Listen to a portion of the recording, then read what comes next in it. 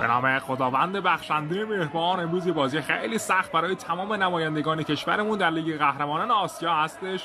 پارس دناپلاس توربو تنها نمایندگان ملی هستن که امروز در این مسابقه حضور دارن.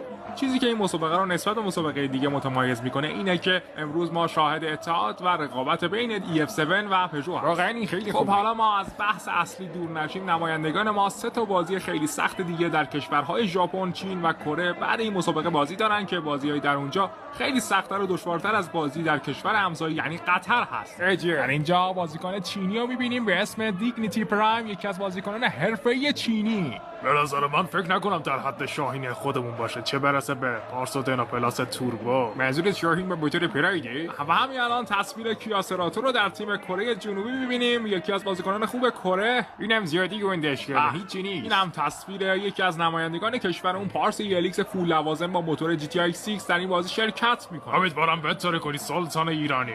البته اینو باید بگم که پژو پارس در واقع ماشین فرانسویه که تو ایران متولد شده و برای همین بهش تابعیت ایرانی دادن، وگرنه اون اصلا ایرانی نیست. فکر کنم دیگه کم کم داره مسابقه شروع میشه. خب همه به احترام سرود ملی پژو سکوت میکنیم و آماده مسابقه میشیم. خودشه من سلطان جاده.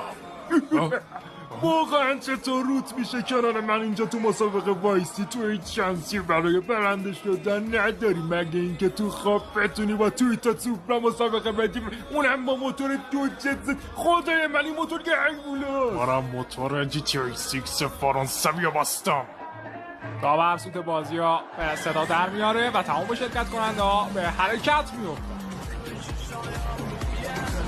دناپلاس توربو از کیاسراتو سبقت میگیره و فعلا نفر اول این مسابقه هستش. و از این طرف هم پارس GTI 6 و تویوتا سوپرا پشت به پشت هم دارن راه میان. عجب مسابقه ای شده. در اینجا تویوتا تعادل خودش رو از دست میده و پارس به خاطر اصالت فرانسوی که داره تعادل خودش رو حفظ میکنه، دقیقاً مثل استادش MI 16. و از این طرف هم کیاسراتو کره رو میبینیم که از کنار سوپرا به راحتی رد میشه. اینم داور مسابقه است که داره VAR رو چک میکنه. تویوتا سوپرا داره هی چراغ میده و راه از یلیکس میخواد. برای کنار بزن باز بیاد. من کار اشتباهی کرد یلیکس، چرا راه داد به اون بازی کن؟ حالا چیزی به وقت پایان مسابقه نمونده و از خط رد میشه. تویوتا سوپرا برنده این مسابقه میشه. تویوتا نظرتون راجع به ایران خودرو سایپا چیه؟ نظر منو میخوای؟ والا من نظر خاصی ندارم، فقط خیلی خوشحالم یکی از پرادعاترین ماشینای ایران رو شکست دادم. به نظرم باید هر چه زودتر خط تولید این پژو پارس رو تمومش کنن، اینجوری بهتره.